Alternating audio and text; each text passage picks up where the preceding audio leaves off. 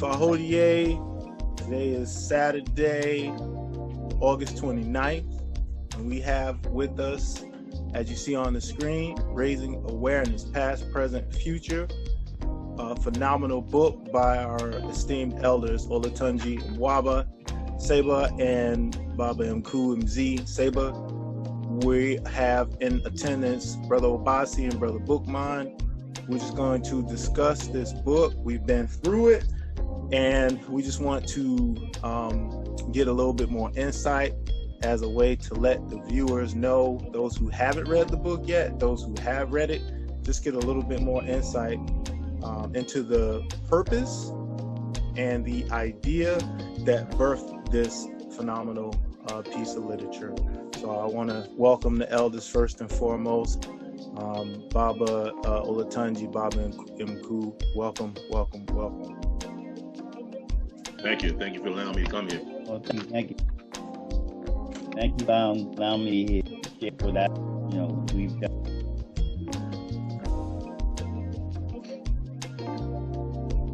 All right, so Obasi, again, if you have anything to add, just go ahead, raise your hand, or you can jump in.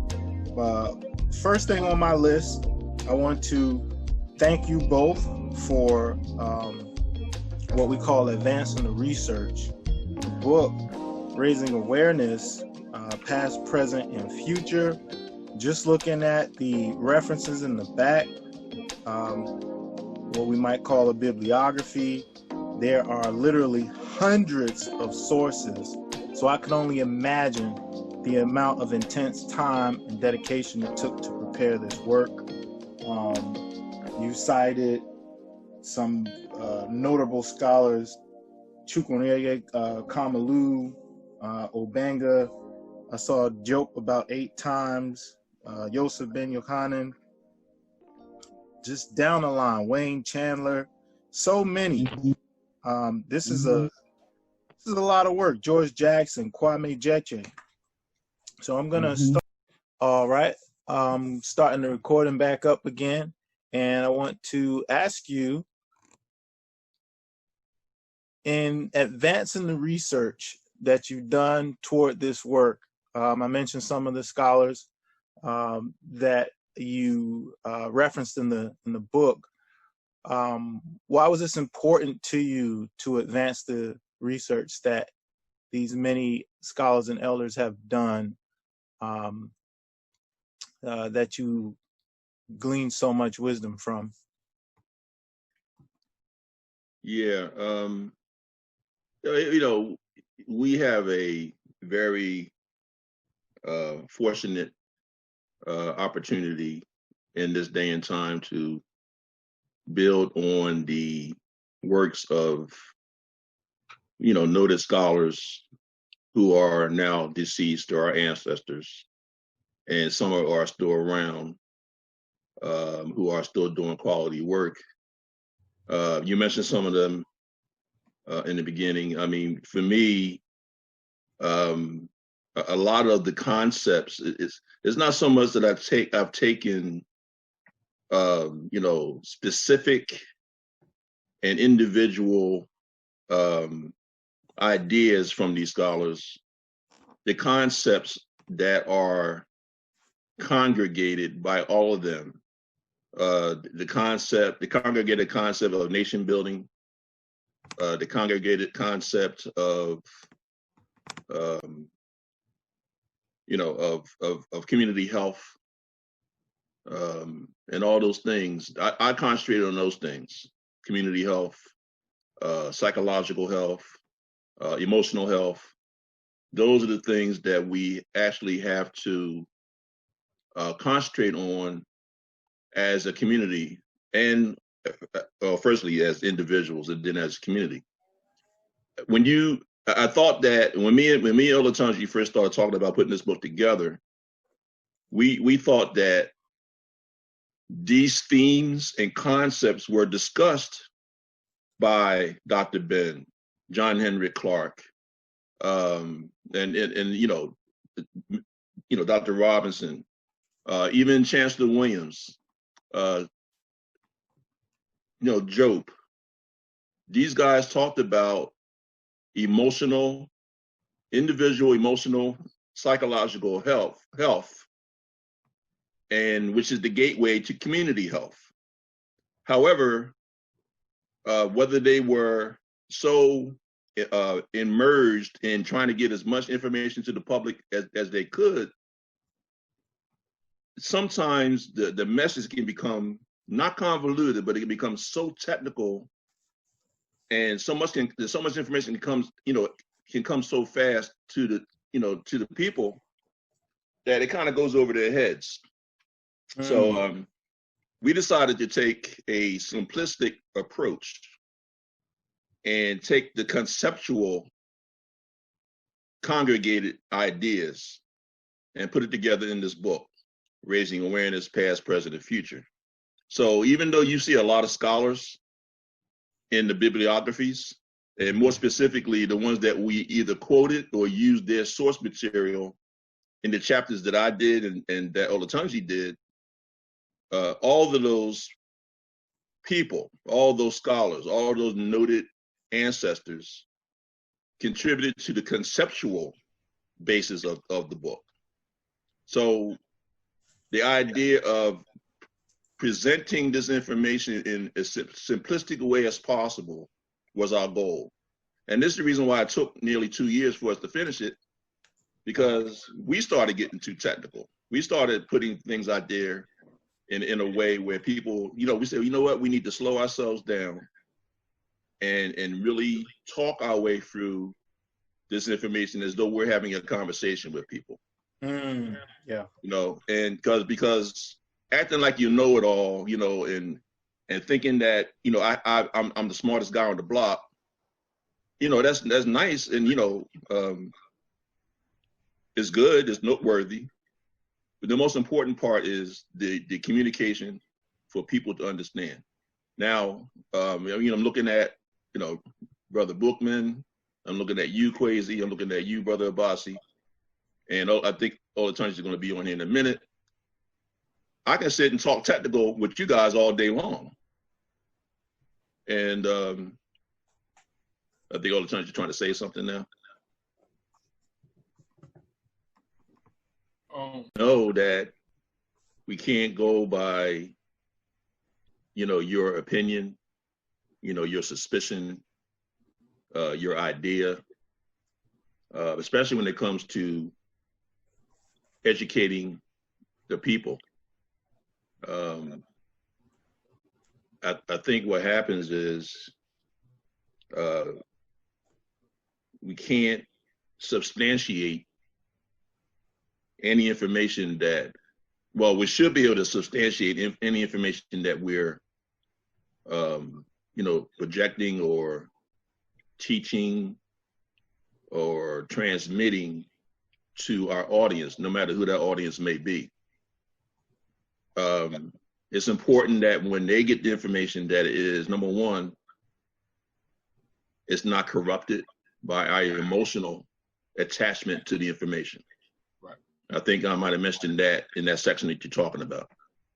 So once we attach ourselves emotionally to the subject matter, then we become suspect to our own inner demons, our own prejudices, and everything like that. So to simply say that we need the evidence and to research scientifically and try to get as much empirical evidence as you can, documented evidence that you can from many, many sources, that is really the quality control element of teaching and transmitting quality information. It's really strictly just a quality control mechanism. We have to remember that as a quality control mechanism, because we can be our own worst enemies, because nobody's perfect. We do have a tendency to have our own beliefs about certain things, our own opinions about certain things. And if we're not careful, that'll transfer over into what we're trying to express and communicate to our audience. I hope I answered your question. You did, and I think that's what's so important, with doing the title of the book, with raising awareness. This is what I think so is vital, and this is why I think this book is amazing for any age, because as you and I talked, and I told you, I said, well, first thing y'all did, as Nana Malcolm would say, you made it plain. You made it plain. But something else that you tapped on that I like, you talked about the deficit of maturity. And back to what you were just speaking on when you were talking about this type of emotionalism. And we see that as Baba Olatunji was speaking on, where he said all of these debates that go on. And you start, you see the decline of critical thinking, because it's like, well, my grandmama said, we were Indians and I'm 180 Blackfoot. And, there's no real critical thinking analysis. And that's why I think this book set the tone for what Baba Olatunji done. It's kind of like you guys were just bouncing off each other like a duo. But I think this chapter sets the tone and lays the foundation of you got to do some critical thinking. And Baba Olatunji hits with an uppercut in a lot of his chapters. So you can't be emotional for what you're about to read. And that's what I love. And I think that it is going to do wonders once this book spreads around. Yeah, you hit it perfectly on the head. That's exactly what we wanted to do.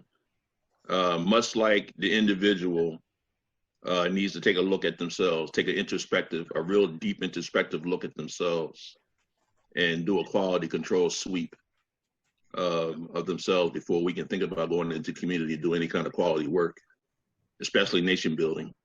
You need to be able to be an open vessel to new information or different information.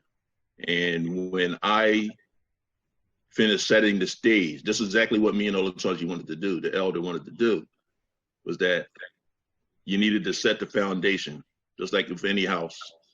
It had to be a solid foundation where now when this sledgehammer comes, and when this hand with the talcum powder comes across the face and leaves a big white cloud of powder around your head, you're gonna be able to say, you know what, I get it now, I get it. But you can't take it personal. You cannot take it personal. But yeah, you hit it right on the head. Let me see if I can get Baba Olatunji back in. It looks like he logged in on another device back in. Something I want to talk about while we still with Baba on Baba Mkuu right now. Another thing that I love and I really want to talk about is your 6 levels of critical thinking. I don't want to say where did the inspiration come from, or I guess I do want to ask you that. Again, another heavy part of the book that makes it simple, that comes from the most simplistic version of just thinking with knowledge and ending up with action in full color. I guess I do want to ask you once again, why did you feel the need to stress that? And what were you thinking when you kind of put that together? Well, I want to preface that my answer with this. That particular chapter on critical thought actually goes back like 10 years. I am, well, right now in my present profession as a property manager with the government, with the state of New Jersey. I don't do any teaching anymore. But when I worked in the healthcare side of the business, in long-term care, hospitals, nursing homes, and things of that nature, actually in any industry that you can think of, in property management, that's where I worked at. I did it for almost 40 years now. But I was a training manager for Fortune 500 companies in the 80s, the late 80s, all through the 90s, and then into the early 2000s. That's all I did. I traveled the East Coast. I went from account to account, And I was a training manager for several companies, and during different years. So this whole thing about critical thought has been something that I perfected over many years. So 10 years ago, I started putting down a protocol about it, and I had it in writing. Now, since then, you can find a lot of material on critical thought, and those 10 those levels of critical thought is basic for the industry now, and you can actually look it up in Wikipedia and see that exact same information. So, but like I said, I put it in the practical sense when I actually used it and made people better thinkers as managers. You have to think. You have to think on your feet when you're managing people. And I actually was pretty successful at making people better thinkers. So I knew that this was going to come in handy when the time came for me to actually write a book for the African community. But the colors, the colors of thought, thinking in gray, thinking in white, thinking in black and white, and then actually thinking in full color. Those are just a way of, simply breaking things down so people can understand where they may be, in their thought process, in their development of their thought process. That's simply really all it is. There's nothing that I have my own individual specific way of presenting the information, but it's standard industry practice. And you look it up anywhere, and you'll see that information anywhere. But there's an article that I actually cite in the book where you can go, you can see that exact same information.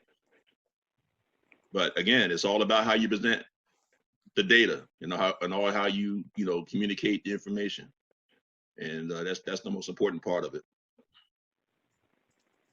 I got a question for Baba Olatunji, and I'm glad you're back in now. Yeah.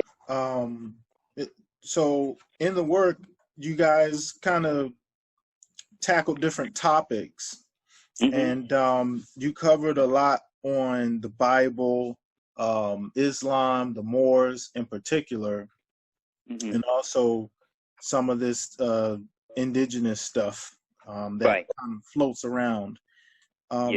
Why are these topics important to discuss and critique?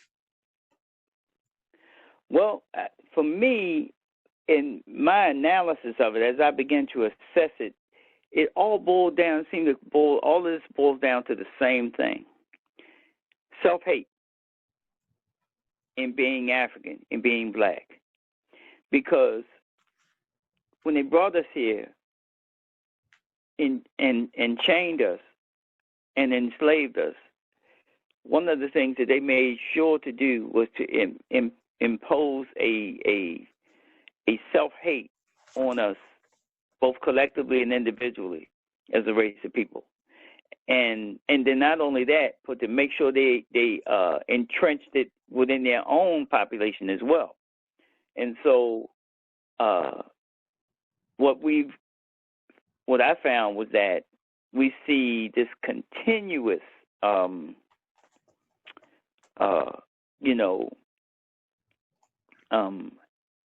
trying to address that, but the way we try to address it is by coming up with other ideas and or philosophies, ideologies, etc., to make us feel good while denying that we are what we are.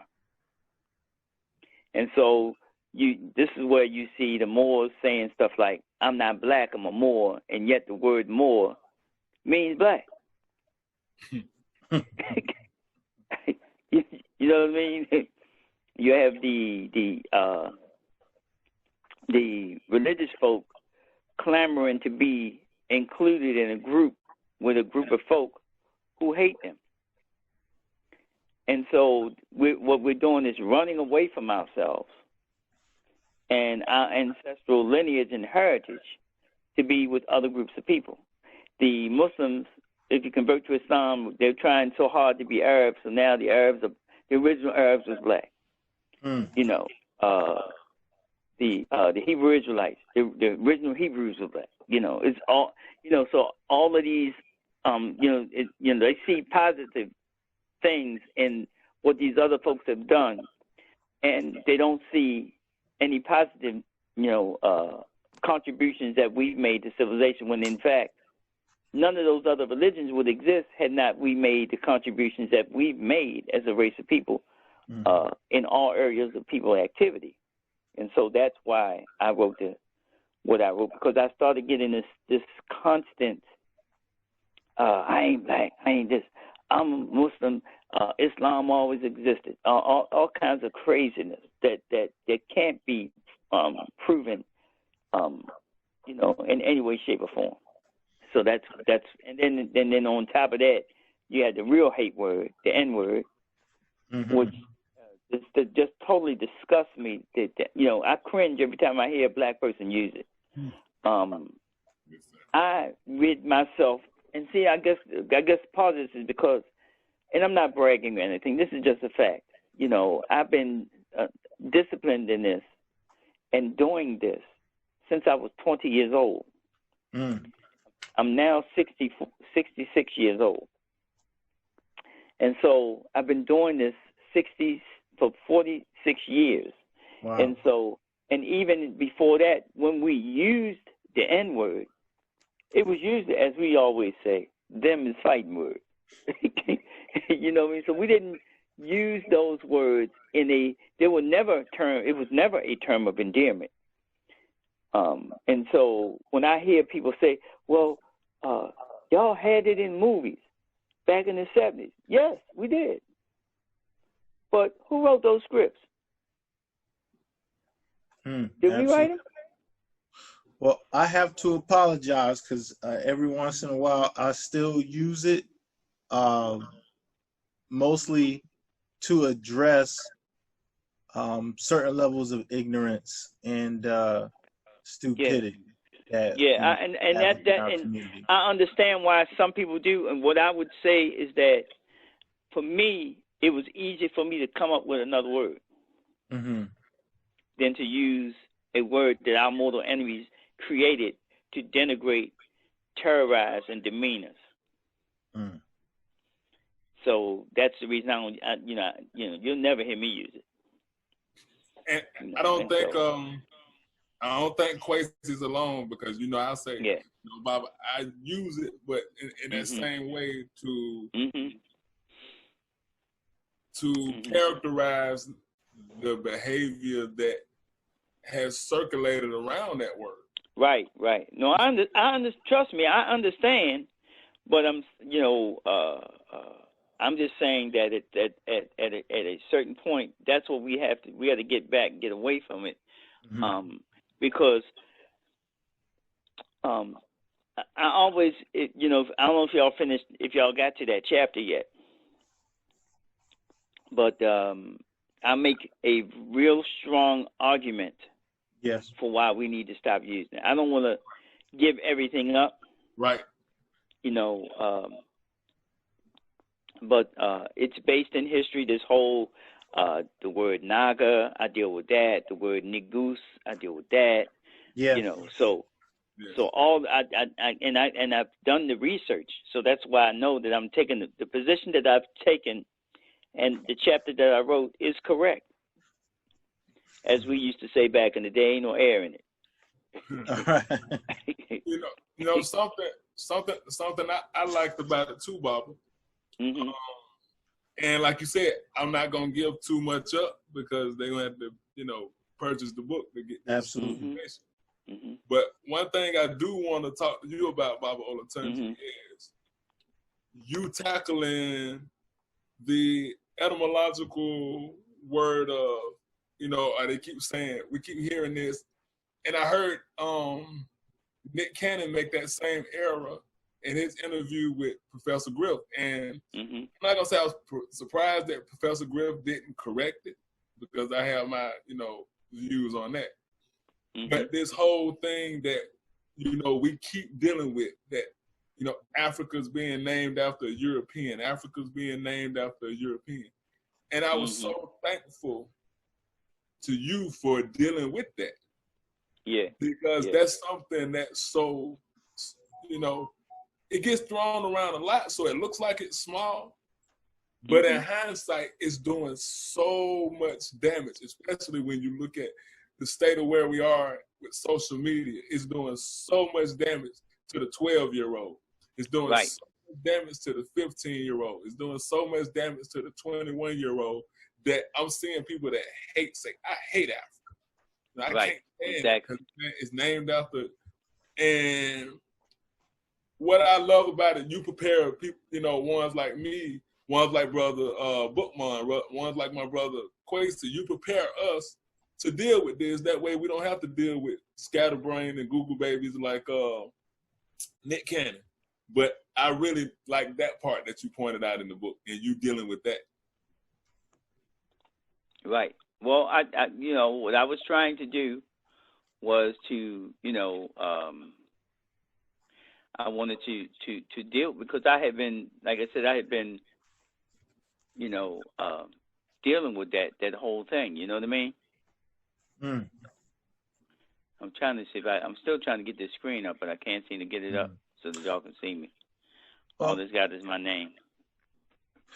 Well, another topic I wanted to kind of dig into is integrity, which kind of ties into, you know, the way that we address each other and the way we identify ourselves. There's a whole chapter in the book on integrity, but there are other instances throughout the book where integrity becomes a topic of discussion. I want to read a little bit from that chapter. This is page 33. And it says, and this is Baba Mkuu's chapter, I'm concerned about the apathy and the lethargic attitudes towards true nation building. It does not have to be all-encompassing in the macro and scope, but if done in the micro first with ourselves, in our homes, and then in our communities, we'll experience that which has eluded us for so long. Baba Mkuu, could you just expound on that a little bit?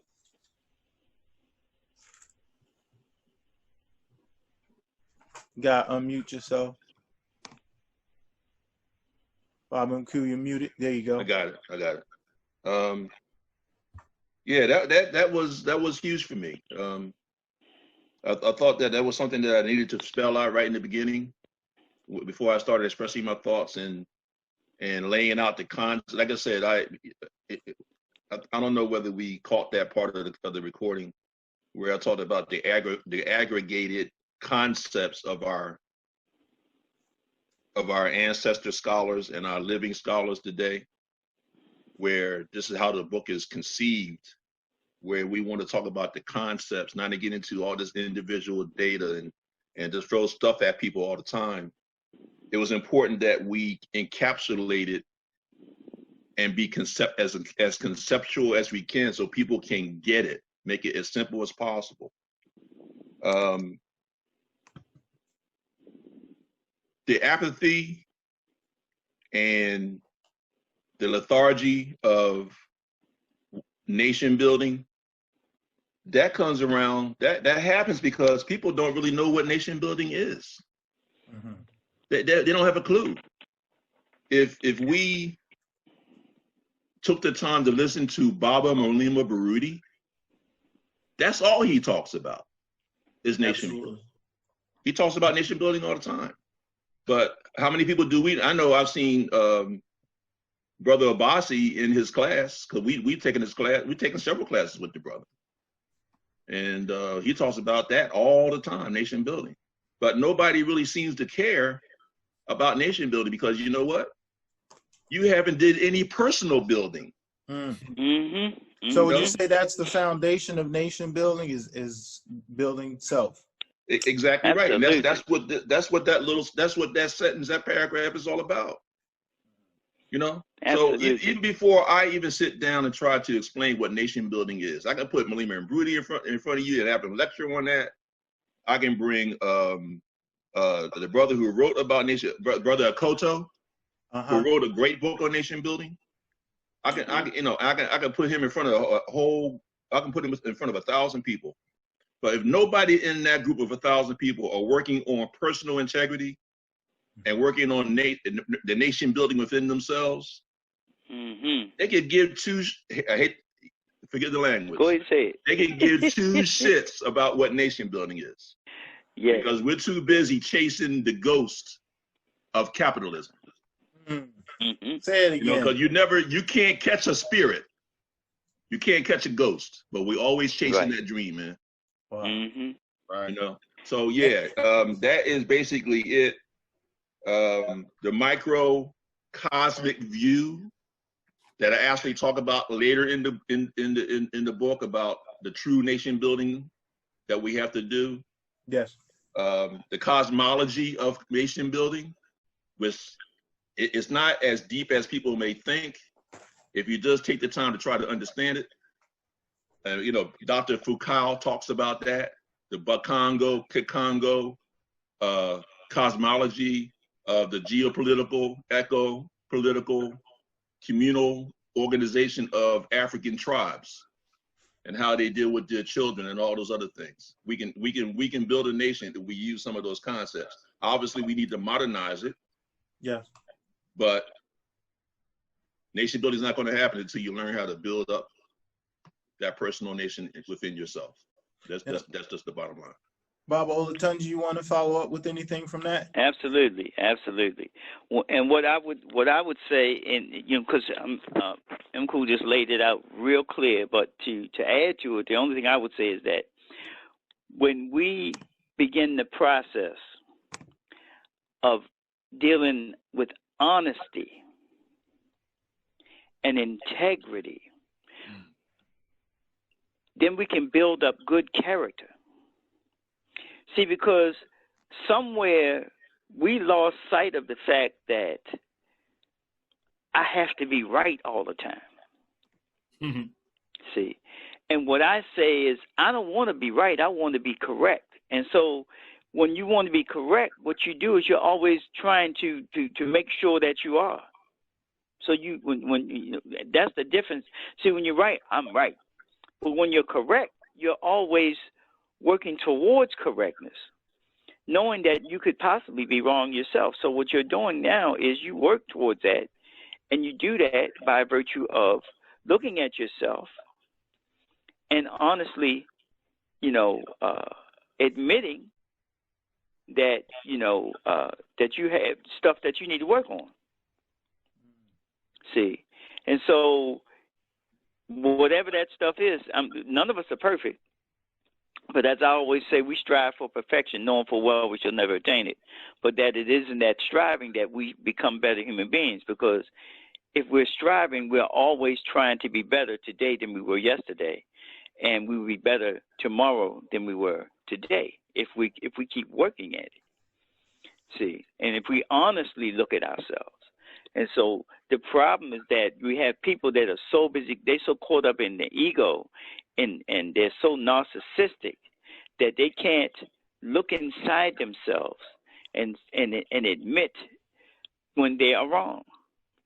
Now, and what I tried to do, like for instance, there have been several times, not a lot, but there have been a few times where I would put up a post or something, and I would find out that I had been in error. And what I did was I would do a post and say, I put up something earlier, I was incorrect, that information is false, I want you, you know what I mean? Because I don't have any problem. I don't have a problem with admitting that I'm wrong if I'm proven so. That's not a problem for me. See? And so when you build yourself up like that, it makes it easy to move away from incorrect stances that you might take. And you move, because remember, if you're trying to be correct, then you're always self-critical. That's the problem.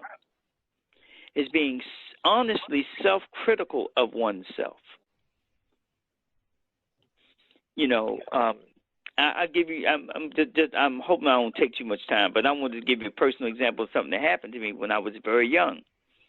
And I had just really started becoming conscious. I'm standing in the neighborhood where I was living at in the projects. We on the playground, and I'm kicking. I mean, I'm just running. And it was a brother that was about 7, 8 years old. I guess about 6 or 7 years older than me.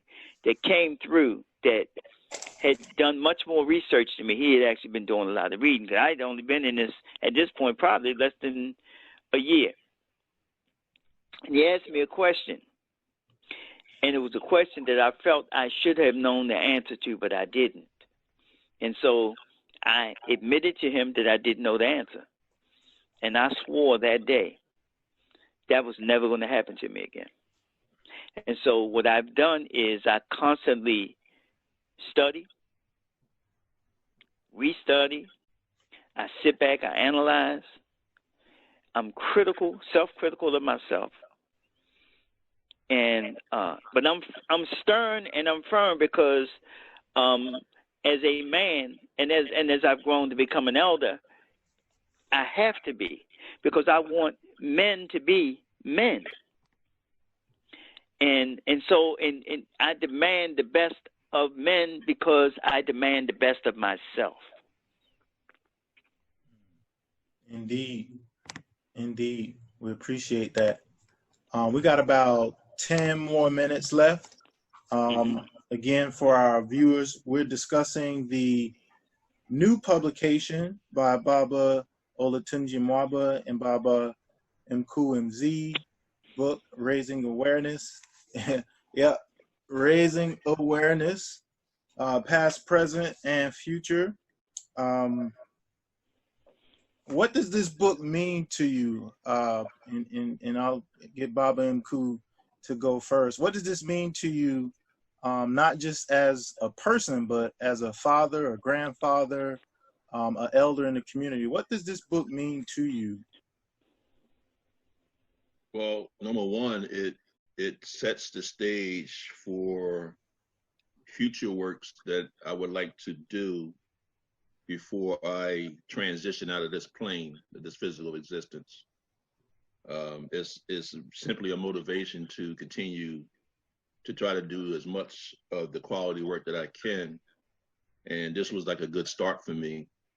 But more importantly, I have older children, and I have 2 grandkids. And it's important for those, especially my grandchildren. I have 2 daughters, one 40, one 30. But my 2 grandkids, 16 and 7, the boy being the oldest, the girl being the youngest, they are going to benefit from this information. They are not privy to or have the opportunity to be around anybody who is learned in African civilization and African philosophy and African centeredness. And we need to be careful when we use the word African centeredness, because that could mean a whole lot of things to different people. But for the sake of us, in this conference call, we understand what African centeredness is. But I'm hoping that we don't want me and Brother Olatunji, and I'm pretty sure he can chime in after I get done my little spiel here. We chose to endeavor in getting away from preaching to the choir. Preaching to the choir means that the people who be on social media, the ones who we think are African centered or conscious, or the people who think they're conscious and they're not, for a lot of different reasons. A lot of it because they have the lack of, well, they haven't worked. It's hard to say if somebody lacks anything if they don't understand what it is. Mm-hmm. So that's why this book is very important, for them to understand what true integrity is, to understand what true critical thought is all about. And if they get the book and actually read it and study it, then they'll understand probably what it is, and then it's something that they can strive for, because it's within reach then, because it's not so complicated a thing to attain. However, to get back to preaching to the choir, we are, and I've asked Olatunji, maybe you brothers can help me out here. are we not probably 0.05% of the population, us so-called conscious people among the African civilization here on the, well, just here in the North American continent? I studied the Nation of Gods and Earth in my late teens, early 20s, and I came to a point where I realized that, you know, we say we're 5%, and I would be like, we're 5% of the 5%, right, of that 5%. Yeah, and I came to that conclusion too. I came to a 0.5 of a 1%. I don't think we're 1%. So we have such a vast and enormous job to do. We have to reach the masses who are never going to be exposed to this. And we got to stop preaching to the choir. We got to come out of our nests, our little silos, you know, talking to each other, you know, acting like we, you know, feeling good about each other, say, yeah, you're right, man. Yeah, girl, you're right. We got to preach and teach the masses. And we're hoping that this book is like, you know how they have the hip hop community, how they say they what is that when you go over and become popular with the white people? What was that word? Crossover. I used to say back in the day, crossover. Yeah. We're hoping that this work will cross over, not obviously not to the Europeans, but cross over to the masses of Africans. They don't know that they're African people. That's how bad it is out here. Cross over to the Africans. They're starting to see now, because we're getting shot in the street.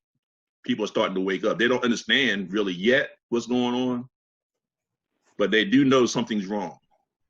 And I think people are going to start getting hungry for learning more about why we ended up where we're at. And that's why Taka Kilimanjaro's and Yara Anib's and the University Chemistry Press's work is so important. That will give them the information, the foundational information that they need to understand how we got to where we at. But where we at right now is important. And we want this book to help the individuals, the common folk, the common Africans who don't even know they need this information to have it, to make it available and make it accessible to them. That's my hope. That's what I hope this work does. Well, I appreciate that. I mean, it's a phenomenal work. Obasi said earlier that, you know, this is a great piece of work for all ages. You know, I've said it myself. I shared it with my wife and our 9-year-old son reading it. I mean, you literally cover every topic that we discuss, and, you know, some of us foolishly debate about in our African circles. You know, I don't even know if we should say conscious community at all anymore, but just within our circles, you know, we go back and forth about these topics. So it's refreshing and wonderful to have a concise piece of work in this one book that covers every topic. And I wanted to just read real quick for Baba Olatunji from page 163. He said, "We would rather spend time claiming every other race and or group of people as being black, as if by doing so it will empower us. Claiming the Arabs were black. Claiming the Arabs won't empower us at all. Such claims only make us beholden to them, to their religion and their culture, and only empowers them against us. Why are we so intent on identifying with the people who do not look like us, who do not want to be us, and who have proven over the course of 1,400 years that they hate us?"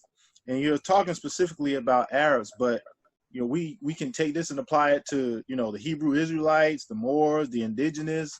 You know, we want to be rappers, we want to be entertainers, we want to be celebrities.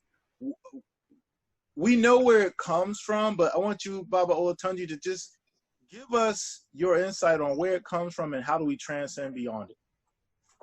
Well, for me, it starts with removing the ignorance. We have to instill a unquestionable desire for wanting to know the truth, for wanting to know, as Brother Mkuu just said, how we got in this circumstance, and then coming up, because once we ask the question, well, how did we get in this circumstance? then when we start to do that research, we will draw the conclusions of how we got in this situation. And it's through that process that we will also begin to realize what it will take for us to get out of this situation. And so that's why I said that, because, you know, at one point I had converted to Islam early on. That's why I know so much about it. And when at the same time that I converted to Islam, I was also studying African history. So I never lost myself. And so eventually I was able to pull myself away from it as I got more and more to African history, as I began to see the facts.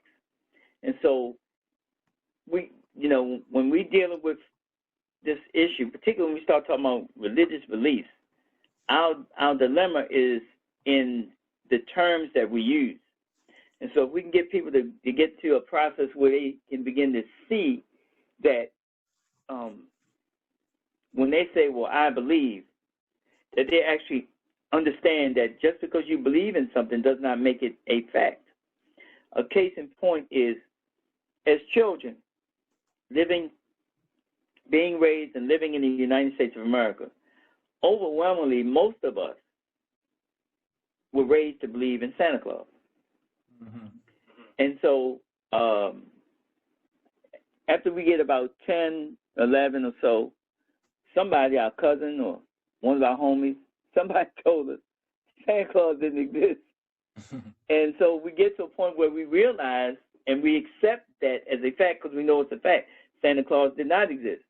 But we believed it with all our heart for at least, I would say most of us, at least till we were 10 years old. Some of us may have given it up earlier, but most of us learned that. And so I'm using it as an analogy to show that just because you believe that that was true, it doesn't make it true. Evidence, documented evidence, facts, that's what makes something true. And once you are able to acknowledge that that's what is true, then you can move to the next level. And so studying our history, when we start to look at who our enemies are, there's a whole history out there that we, and I ain't even got to the current events. I'm just dealing with from an ancient standpoint. We've had essentially the same mortal enemy, collectively, a group of people collectively who have been hating us, going back to at least the beginning of the Common Era. So we can probably trace that back to before that, but on a serious level, at least from the beginning of the Common Era of what they call AD time, we can look at and point to groups of people who have operated in a destructive manner to try to destroy us as a race of people through enslavement, through killings, through invasion of our homelands, the whole 9 yards, and the destruction of our civilization. And so we have to acknowledge that. And you can't do that as long as you're holding on to the vestiges of what they brought in and forced us to accept. And I'll just another analogy just to give you an understanding, and you know that I raised this in the book. When the Moors invaded Spain, most people don't realize the Moors were a conquered people. You see? And so they went in as Muslims. But but just 10 years prior to that, they weren't even Muslim because Islam didn't exist in Africa. And so when we start to have the discussions of history, one of the things, and me and Obasi talk about this all the time, and he knows I'm a stickler about this, timeline. And so, that was what was the making, and what I was saying is that we got the Arabs who have proven themselves to be our mortal enemy. And they've done so since they came into Africa in 640 AD, and probably even before that, but we can chronicle it on a huge level. There's all types of evidence to prove that. Not only did they come in and do stuff, but they snatched many of us and took us into quote unquote, what they call Arab lands in Western Asia into the area we now call, which was called Mesopotamia, which is now Iraq and other areas. And so all this stuff has been documented. And so what I tried to do was to put it in a nice, concise, and neat way so people could see it. So that's what I tried to do. I hope that I was successful in doing that, at least to some degree. You know, hoping that we can, once we deal with that, we can move away to the other stuff that we need to be doing, which is nation building. So that's what I tried to do. Indeed, indeed, and we appreciate all the work that you did on this book. Again, I can't stress enough how profound it was from beginning to end. We're talking about critical thinking. We're talking about integrity. We're talking about the origin of all of these religions and traditions that have been imposed on us as African people, and what we must do to raise our awareness, as the book's title explains for us. We're going to wrap up. I want Boukman, he's been in the cut, to just ask some, clarifying questions or some closing questions that may have come to you out of what you heard so far. Go ahead, Boukman. Unmute yourself, brother. Yes, thank you, Brother Kwasi. First, so thank you to the elders about Olatunji, about Mkuu. Sorry, let me be sure I get the Baba's name right. It's Olatunji and Mkuu. Mkuu. All right, thank you so much for allowing. I mean, the brother seems to have been dealing with the book, but I don't have the book. But thank you for giving us some personal. I'll call it personal demons to use a Western word, a Western context. So I wanted to, I don't know if the book deals with that, but how do you, I don't know if you elders wrote about it or if you have suggestion about, because I know Young talks about it, the so-called shadow work, like dealing with your inner demons, like doing psychological work on yourself to deal with those things so you can see clearer, have more clarity of thoughts and so forth. So does the book addresses that, or do you have a book that addresses that for us, or do you have any suggestions about that? Yeah, very very good question, and thanks for being on the panel. Hopefully we'll be able to build some more in the future. Most definitely. Yeah, definitely. I guess your last. I'll start with your last question. Where can you go to to source the information that you need to try to purge these so-called inner demons? And of course, that obviously is much more complicated than it sounds. But I think a very good start would be Ma'at, the book Ma'at by University Chemic Press. That is going to give you a sense of, it's going to give you a feeling of solace, serenity. It's going to actually get you to a state of meditation, and you're not even going to realize it as you do your daily readings. And I suggest that you do a daily reading out of that book obviously every day. That's a good start to get your your emotional and psychological thoughts in order. Now, obviously, those thoughts and the programming has to be replaced by something that's more African, more conscious, more more centered. So this is where we need to understand, our origins, where we came from, looking at our, our proud history, and then of course looking at the bad stuff too as well. The invasions, the conquering by other populations that came in, pretty much is, taking everything with the good and the bad. So Olatunji had mentioned it earlier that they enforce their will on conquering civilizations. That's the population. That's what they do. They take it over, and they enforce their will and their philosophies on that conquered people. Take your pick. You know, the European, Christianity, the Arabs, Islam. You know, that's what happened to us. And until we understand how those thought processes became as dominant as they are in our culture, you know, the culture of going to church, the culture of going to the mosque, being so loyal to these things, because basically that's the kind of people that we are. You know, if we can change the dynamic and the concept, how much can we get done if we are loyal to an African-centered worldview, a Pan-African worldview, you know? And to take it even further,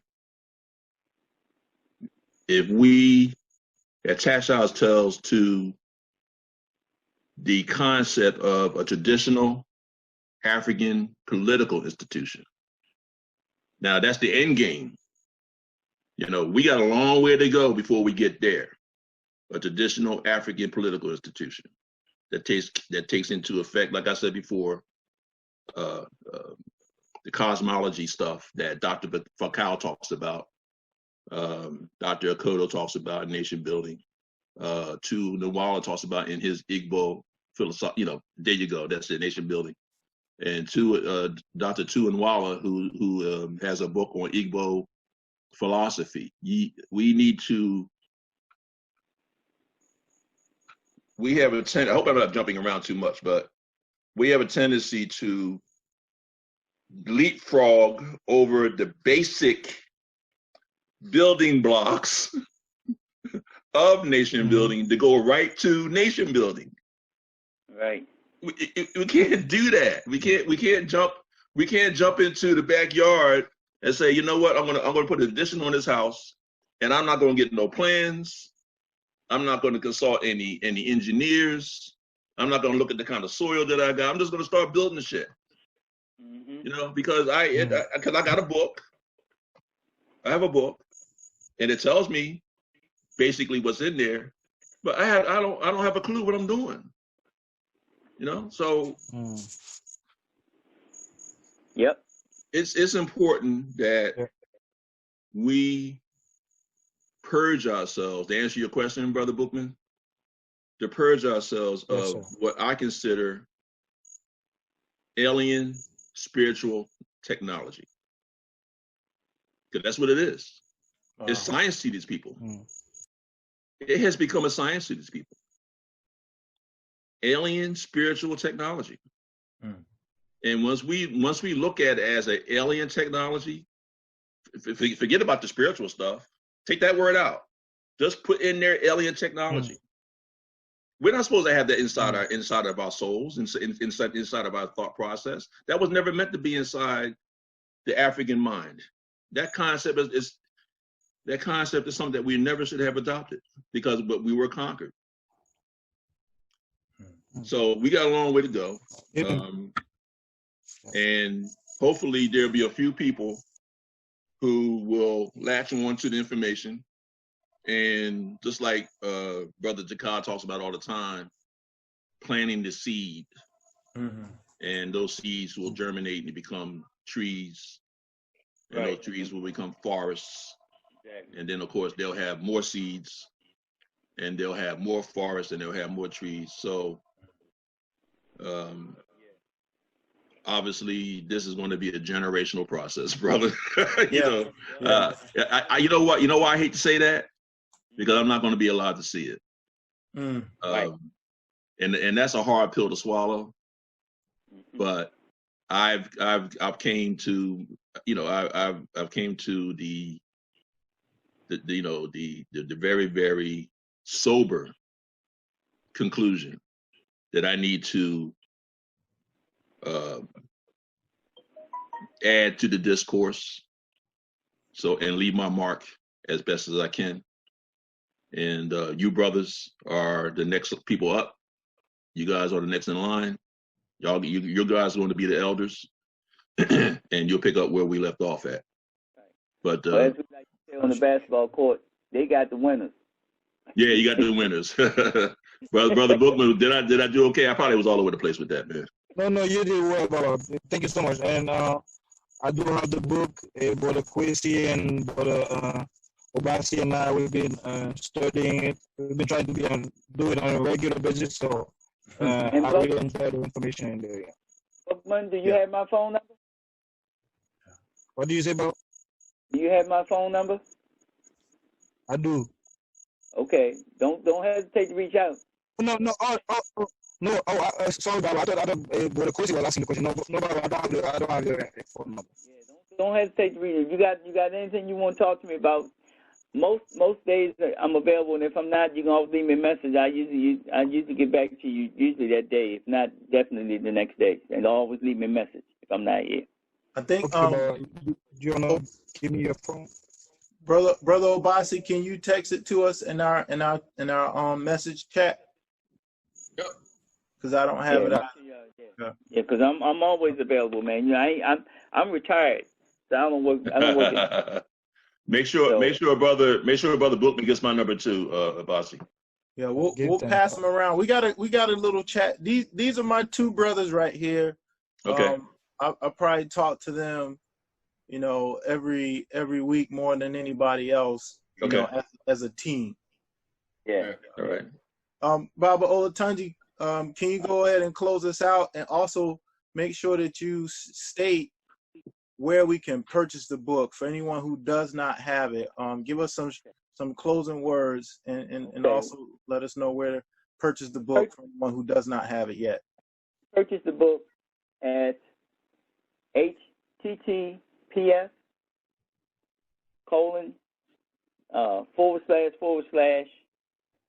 capital RAG-PPF.myshopify.com. All right. The book is entitled, Raising Awareness, Past, Present, Future. In terms of closing, to build on what Mkuu was saying, that was the major reason we wrote the book, is we know we needed to leave our mark. We needed to say something. We needed to leave it for the next generation, because, as he said, in all probability, we won't be here to see the fruition of our efforts. But if we have done anything, we hope that we've laid a sure foundation from which y'all can build, y'all and other brothers and sisters such as yourselves can build upon and can pass on. I keep it saying, I have children, I have grandchildren. My oldest child, believe it or not, is 50 years old. I have grandchildren and I have great grandchildren. So I left this for them as well. And so I don't know which one of them is going to pick it up, because, we all got crazies in our family, even some of our children. But I've left it. I've sent some to my cousins. Some of my friends have purchased the book. So, what we hope is that the discourse will now have to include raising awareness, past, present, future. I had a friend of mine who called me up raving about the book the other day, and she's just as well studied as I am. She's been to Africa a bunch of times. She even got married in Kemet, and Dr. Ben performed the wedding ceremony for her. Wow. And her reading the part with the on Islam and on the Bible, she said, I only wish Dr. Ben was here to read it. Wow, that's powerful. Yeah, that's what she said to me. So, I had another friend who read Mku's chapters and said that he writes like an author that y'all may not be very familiar with, a brother named Hakeem Madhubuti out of Chicago. Mm-hmm. And he said that Mku's writing was reminded him of Hakeem Madhubuti, who was a writer and poet. Instructional. Yeah. And so I made sure to tell Mku that, because these kinds of things, they motivate us to try to do better. As I don't know if y'all know, but I got another book that may come out real soon. It's right. Pretty much done. I'm just waiting on a couple of little things. It's going to be on it's entitled An African-Centered Response to the LGBTQ Agenda.